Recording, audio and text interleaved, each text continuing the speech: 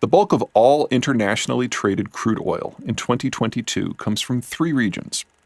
The first is the most important, the most obvious, and the most problematic: the Persian Gulf. Before roughly 1500, the region was in the middle of everything. What global trade existed was dependent upon the lands and waters surrounding the Persian Gulf as a means of connecting the vast territories between Europe and the Far East. But the Americans were hardly the first people to find the region aggravating. In large part, the very existence of the deepwater technologies owes itself to European attempts to avoid the Middle East altogether. From the time the Portuguese were able to shoot their way into India in the early 1500s, the need to pass through or stop in the region more or less evaporated, and the entirety of the Middle East from Egypt to Persia more or less slid into strategic irrelevance. Oil changed things. The monetization of the old Zoroastrian lands made Persia matter enough to trigger British imperial attention, with the status of Persia becoming integral to war efforts in 1939 to 45. The real explosion of activity happened later, with the discovery and exploitation of oil deposits throughout territory that now comprises not just southwestern Iran, but also Iraq, Kuwait, Saudi Arabia, Bahrain, Qatar, the United Arab Emirates, and Oman. While evolutions and manipulations, both market and military, have varied these players' individual output widely over the years, their collective output has been a fairly reliable 20 million barrels a day for the past 7 decades. As of 2021, that 20 million barrels is roughly 1/5 of global supplies and 1/2 of internationally traded crude. These 8 countries have 2 things in common. First, they are technologically incompetent, or, at the very best, criminally lazy. Their educational systems are sad jokes, and local citizens lucky enough to gain technical degrees out of region tend not to return. The locals' incompetence is hardly limited to the energy sector. These countries, as a matter of course, import millions of foreign workers to handle everything from their power systems to building construction to civic infrastructure. All 8 countries rely on outside workers, primarily from the United States, the United Kingdom, France, Russia, Turkey, Algeria, and Egypt, to keep the crude flowing. The region doesn't need all of these foreign players, but each in-region country needs at least one of them. Second, as technically incompetent as these states are, they are even less competent when it comes to naval action.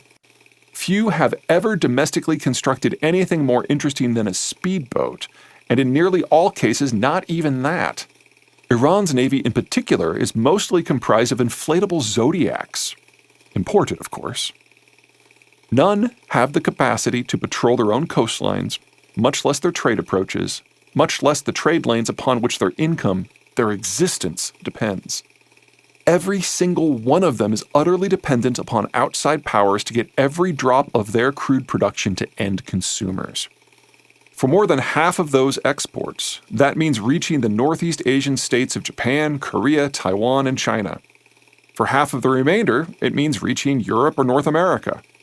The order may not have been possible without these countries' oil, but neither would these countries have been possible without the strategic overwatch of the order. The second major zone of oil production is the former Soviet space. While this region's politics and geopolitics are, if anything, louder and messier and heftier than the Persian Gulf's, the calculus of the region's oil is far simpler. The Soviet Union was a massive producer of the black stuff, but the vast majority of that output was consumed within the Soviet Empire. Things only started to get internationally interesting when the Soviet Union collapsed. Soviet industry collapsed along with it, while all the old Soviet satellites in Central Europe broke away. With Russian internal demand failing, and other former Soviet imperial demand now on the other side of international borders, the Russians had scads of spare oil output that needed to find new homes. In the first wave of post-Soviet exports, the Russians focused not simply on what they knew, but on what their infrastructure would allow: piped exports to their former satellites, one of which was now a constituent part of a reunited Germany. The second wave expanded upon what the Russians knew: thickening and extending those pipe links through Central Europe into Western Germany, Austria, the Western Balkans, and Turkey. In implementing Wave 2, the Russians discovered that ports like Gdansk in Poland, Ventspils in Latvia, and Constanta in Romania could serve as offloading facilities for Russian crude, enabling it to sell on to customers far and wide. Phase 3 was about linking up and building out Russia's own ports to serve the same purpose. Primorsk near St. Petersburg on the Baltic Sea, and Novorossiysk and Tuapse on the Black Sea. During these first 3 phases, the other former Soviet states were hardly standing still. Now divorced from their former imperial master, all needed to establish their own income streams, preferably ones that were not beholden to Moscow. Azerbaijan and Kazakhstan both courted any and all foreign investors, with BP and Exxon proving the most interested. The foreigners executed some of the most complex seismic, drilling, processing, and infrastructure programs the energy world has ever seen, and began shipping crude out via whatever route proved possible. Some routes tapped into legacy Soviet infrastructure, heading north and west to places like Ventspils or Novorossiysk. But as time ticked by, the flows were increasingly concentrated into a single pipe corridor that began at Baku, Azerbaijan, and ended at a supertanker port in the Mediterranean city of Zeihan, Turkey. What all these options have in common is that they all flow in the general direction of Eurasia's European extremities. And since Europe was peaking demographically, there was little reason to expect European oil demand to increase ever again. Sure, the Russians were filling a larger and larger slice of that demand, but market saturation was decreasing their pricing power. The Russians hated that. So in the 4th phase, the Russians started the long, expensive process of routing fresh pipe infrastructure east to the Pacific. Problems relating to permafrost and mountains and distance abound, but if there's one thing that can be said for the Russians, they are never intimidated by size. As of 2021, there were 2 main lines in operation: a very long, very expensive, very economically questionable pipe that stretches from western Siberia to the Russian port of Nakodka on the Sea of Japan, and a far shorter spur line that delivers crude direct to the old Chinese refining hub of Daqing. Add it all up, and you're talking about 15 million barrels per day of former Soviet oil, fully 11 million barrels per day of which originates within Russia's border, of which slightly over half is exported. Easily the second largest source of internationally traded crude flows on the planet. There are problems. Most of Russia's oil fields are both old and extraordinarily remote from Russia's customers. Fields in the North Caucasus are all but tapped out. Those of Tatarstan and Bashkortostan are well past their peak. And even those in western Siberia have been showing signs of diminishing returns for more than a decade. With few exceptions, Russia's newer discoveries are deeper, smaller, more technically challenging, and even farther from population centers. Russian output isn't in danger of collapsing, but maintaining output will require more infrastructure, far higher upfront costs, and ongoing technical love and care to prevent steady output declines from becoming something far worse.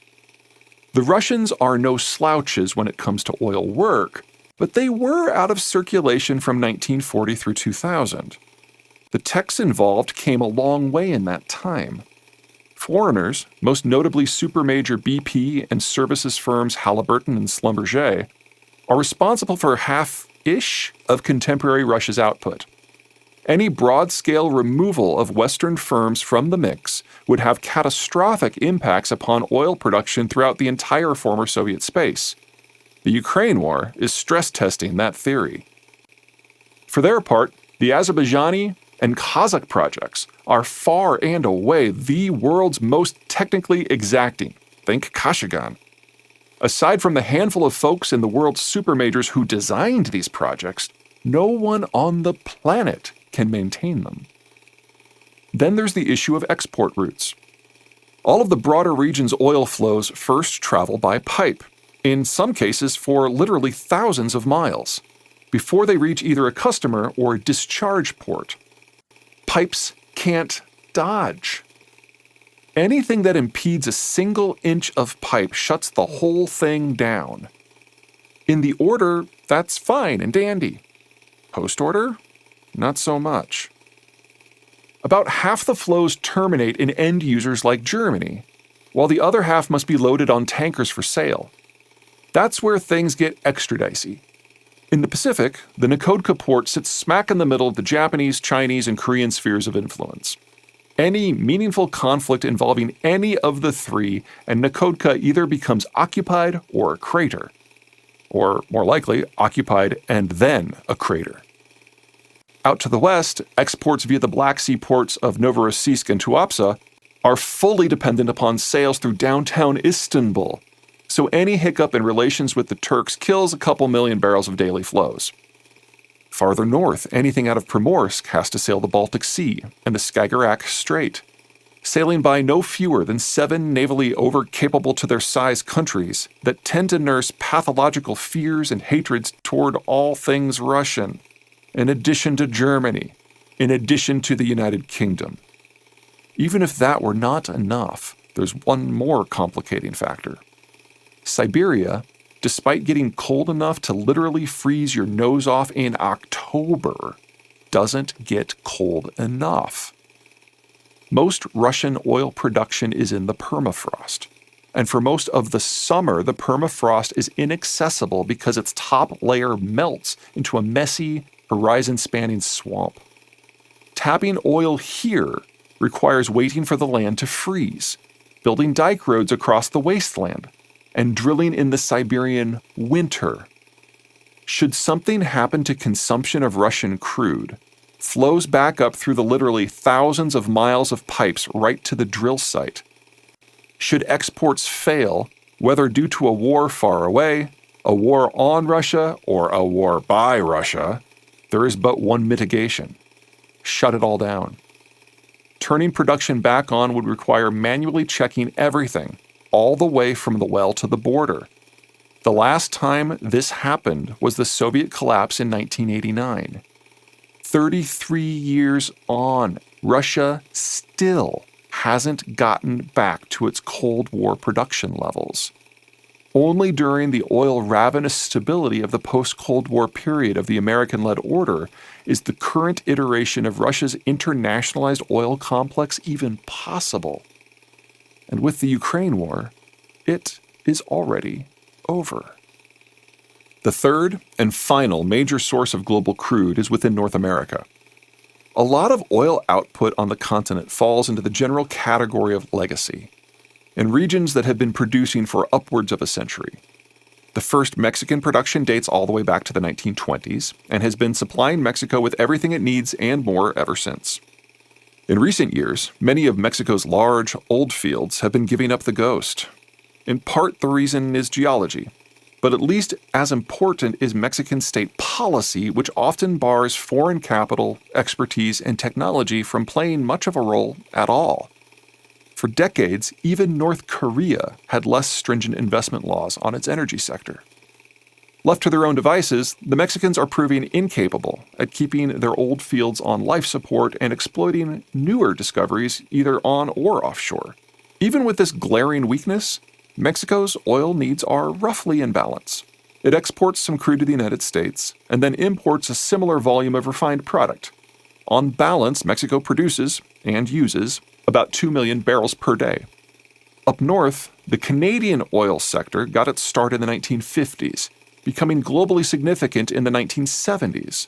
But it wasn't until the 1980s that the province of Alberta started cracking the code on some seriously unconventional output.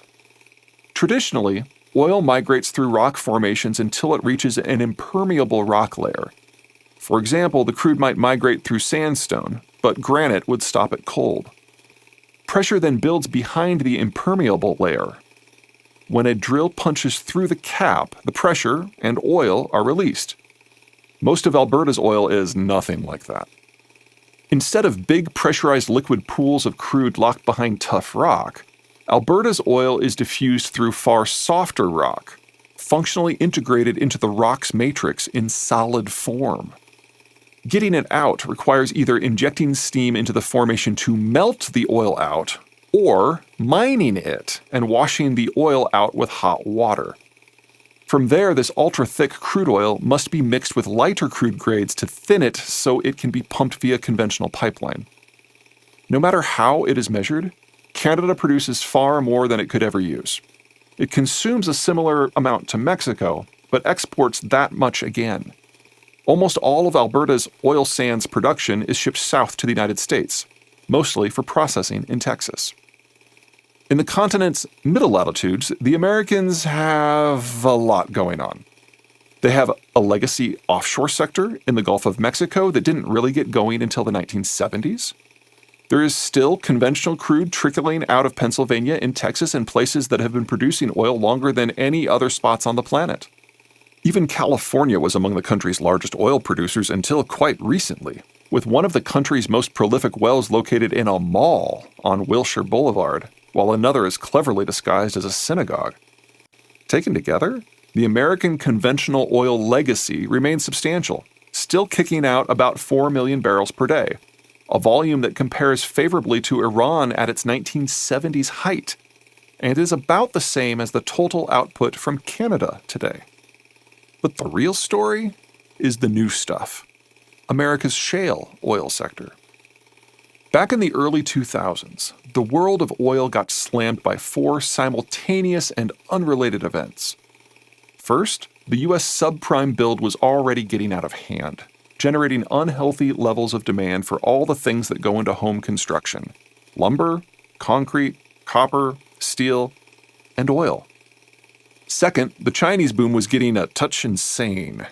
Price-insensitive demand drove up the price of all globally available commodities, oil included. Third, in 2002, a very unsuccessful coup in Venezuela led to a very successful political purge of the country's state oil firm, a purge that focused on the technocrats who produced the oil.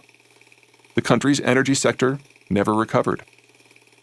Fourth, in 2003, the Americans invaded Iraq, taking all its oil output offline. The country didn't return to pre-war levels of output for 16 years. Between higher demand and lower supplies, oil prices steadily climbed from below $10 a barrel in 1998 to nearly $150 a barrel in 2008. When your work earns you $10, you tend to stick to the tried and true. When your work earns you $150, you can afford to try all kinds of things. With a few years of experimentation, the collective American energy complex was able to crack the code on something we now call the shale revolution. In essence, shale operators drill down as per normal, but when they reach a petroleum-rich rock strata, they take a sharp turn, drilling horizontally along the entire layer. They then pump water and sand at high pressure into the formation. Since liquids do not compress, the rock cracks apart from within, freeing untold trillions of tiny pockets of oil and natural gas that would otherwise be far too small to harvest with conventional drilling. The sand suspended in the frac fluid props the cracks open, while the now freed oil provides reverse pressure that pushes the water back up the pipe. Once the water has cleared, the oil continues flowing. Voila! A shale well is born.